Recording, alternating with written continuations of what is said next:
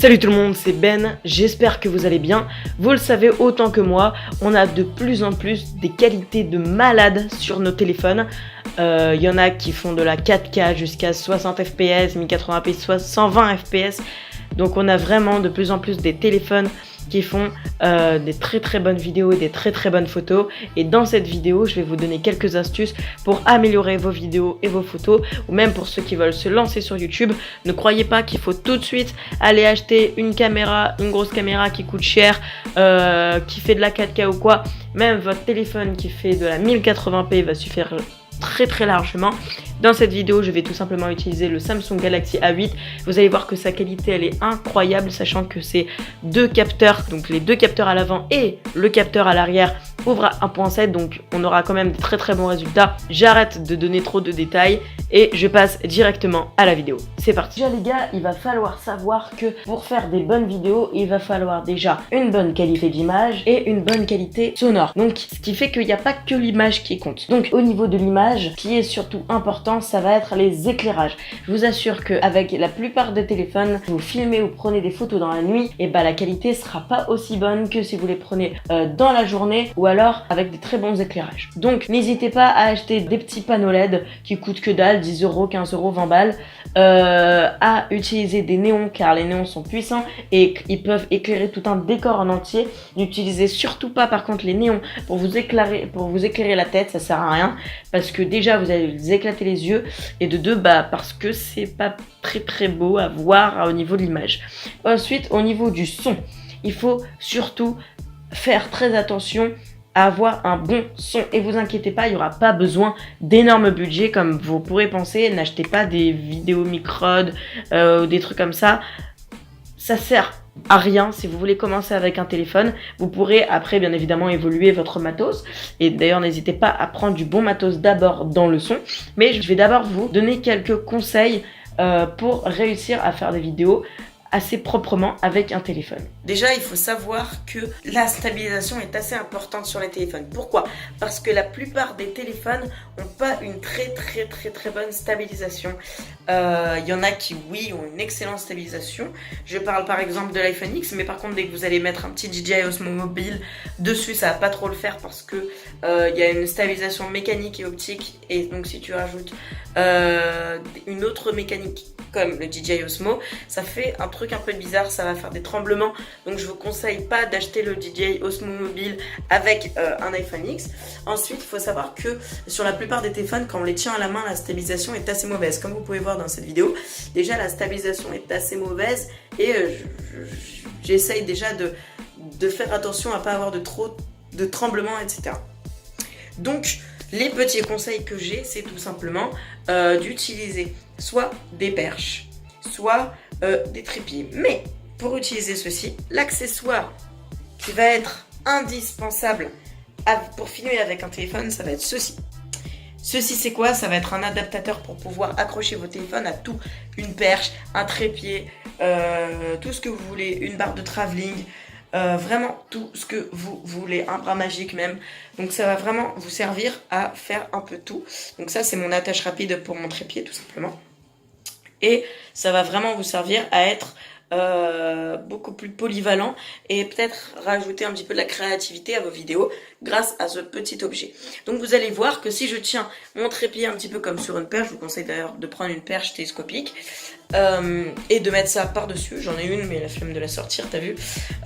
Donc je vais mettre ça sur mon trépied et vous allez voir la différence quand je vais le tenir à bout de bras mon trépied, que ça va être beaucoup plus stable que ce que c'est maintenant. Ok, donc là les gars, donc désolé, je regarde beaucoup le retour de mon téléphone parce que j'ai pas encore l'habitude. En plus là je filme avec la caméra avant, donc imaginez la caméra arrière comment la qualité est encore plus folle. Donc voilà, des fois je regarde un petit peu le retour, mais bon, vous m'excuserez, d'accord? Donc voilà, là je tiens du coup mon téléphone à bout de trépied et vous pouvez tout simplement remarquer que je suis beaucoup plus stable. Je peux tout à fait marcher, même courir, et je serai toujours aussi stable. Donc voilà, c'est vraiment quelque chose que je vous conseille énormément mettre votre téléphone sur un trépied pour filmer, parce que voilà, vous pouvez voir que si je saute, etc., ça reste stable. Bon, là j'ai un peu l'air d'un con, mais enfin bref. Donc si vous avez une barre au milieu de votre trépied, c'est encore mieux, parce que vous pourrez la tenir comme perche, mais encore plus grande. Donc c'est quand même une géante perche. Par exemple, là je la tiens, et donc c'est vraiment beaucoup plus stable que si je tenais avec mon téléphone. Mais attention, là je filme avec le micro de mon téléphone, et vous allez voir que pour le son, il y a un petit peu mieux quand même. Ok, donc là, comme vous pouvez remarquer, déjà le son est bien meilleur. Tout simplement parce que j'utilise les écouteurs de chez Samsung. Donc déjà le son sera bien meilleur qu'avec celui de notre téléphone, parce que celui du téléphone sera plus loin logiquement. Donc du coup aura plus moyen de capter des échos, des bruits ambiants. Donc là vous pourrez remarquer tout simplement que la qualité est bien meilleure. Vous avez également les écouteurs Apple qui sont pas mal aussi. Je vais bien évidemment changer pour vous faire le test et vous allez voir la différence. Ok, donc là j'enregistre avec les écouteurs de chez Apple. Donc vous pouvez vous donner un certain avis au niveau de ce micro là, de ces écouteurs. Donc le son est bon, pareil. Et ce qui est intéressant avec ce type d'écouteurs là, c'est qu'on peut les cacher un petit peu partout, que ce soit sur les habits pour faire des sortes de micro-cravates ou même autres. Donc ce qui est super cool avec ces écouteurs là, c'est en extérieur, et vous allez voir comment c'est ultra mieux.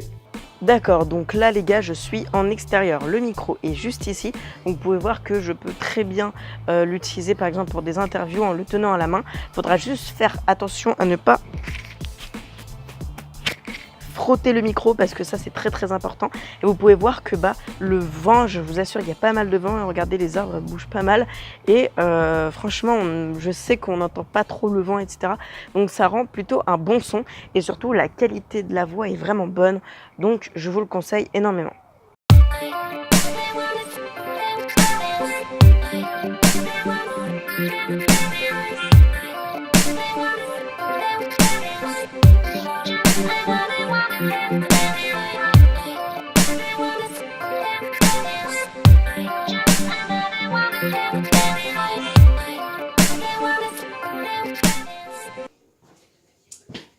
Au fait, s'il vous plaît, arrêtez d'enregistrer sur YouTube en version verticale.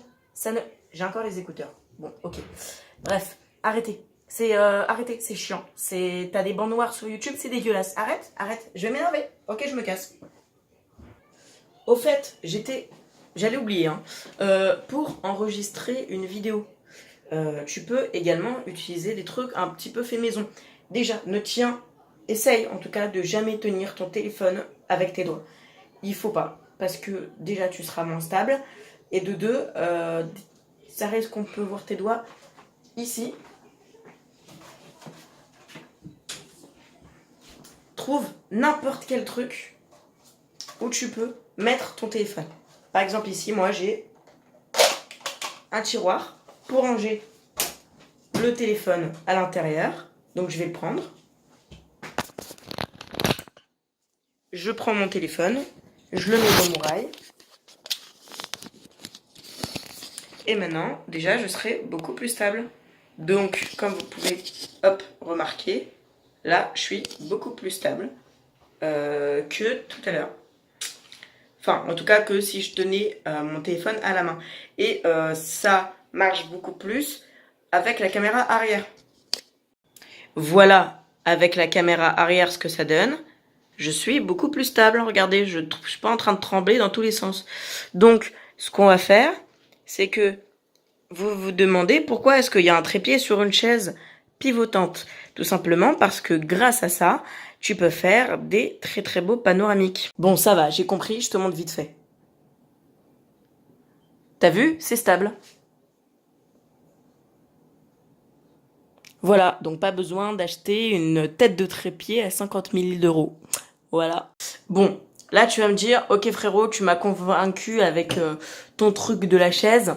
Et ok, c'est cool, les panoramiques. Et comment on fait des travelling avant et arrière? Eh ben je vais te montrer, c'est plutôt simple. T'as juste à positionner ton trépied comme ceci. Et après...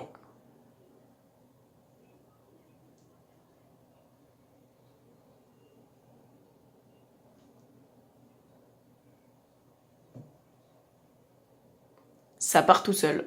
Et c'est plutôt cool, donc là comme vous pouvez remarquer, il y a pas mal de plans dans cette vidéo que j'ai tourné sans écouteurs pour vous dire que même si vous n'avez pas d'écouteurs, bah vous pouvez quand même enregistrer, c'est quand même audible, tu vois ce que je veux dire, il y a des micros gros, t'as envie de péter un câble, tu vois ce que je veux dire. Enfin bref, tu dois te dire, mais gros, la différence, pourquoi moi est-ce que je veux pas acheter un téléphone, en tout cas pourquoi est-ce que je veux pas filmer avec un téléphone, c'est tout simplement parce que j'aurai pas de flou d'arrière-plan, et tu te trompes mon ami, parce que sur à peu près tous les téléphones, si tu es très près d'un objet, et bah tu auras toujours un flou d'arrière-plan, même sur des vieux téléphones, tu te mets près d'un objet, tu auras un flou d'arrière-plan. Bon, va pas me sortir le Nokia 3310, je vais m'énerver. Même si c'est un bon téléphone, qui tient un mois, qu'il a une autonomie incroyable, qu'il est absolument indestructible, et qu'il y a le Snake Kenzia, le jeu magnifique dessus. Mais bon, il a un petit peu été remplacé par Cytherio. Bref, c'est pas le sujet, je m'écarte. Enfin bref, ce que je voulais dire finalement, c'est que tu peux très très bien avoir un flou d'arrière-plan avec un téléphone, mais que avec la caméra arrière, à part si t'as un effet portrait comme moi et je peux me la péter, mais sauf que ça marche pas en vidéo, ça marche qu'en photo, donc voilà, ni ta race. Donc tout simplement, t'as juste à te rapprocher très très près d'un objet et tu auras ton flou d'arrière-plan. Moi, avec ma caméra, comme elle ouvre à 1.7, et ce qui est vraiment très très bien au niveau de l'ouverture de champ, au niveau de l'ouverture focale, ce qui est bien, c'est que je peux avoir un flou d'arrière-plan, un bon flou d'arrière-plan, même quand mon objet est un petit peu loin. Donc ça, c'est vraiment très très bien dans ce genre de téléphone. Donc je vais vous montrer quelques plans avec une ouverture du coup à 1.7 et avec un flou d'arrière-plan, que ce soit près ou un petit peu plus loin. Voilà, c'est parti. Bon, alors avec un téléphone basique, tu vas avoir un truc comme ça. Donc il faut vraiment être prêt. Et moi, avec mon téléphone, j'ai quelque chose comme ça. Donc même si je suis loin de mon objectif, et bah regardez, c'est totalement flou. Là-bas mon clavier est flou, la vidéo en fond est floue, et je peux même regarder un petit peu plus loin et j'aurai toujours un flou d'arrière-plan. Et ça, c'est l'avantage de l'ouverture à 1.7. Est-ce que mon bureau est totalement en bordel? Peut-être, mais pour certains, ceci n'est pas un bordel.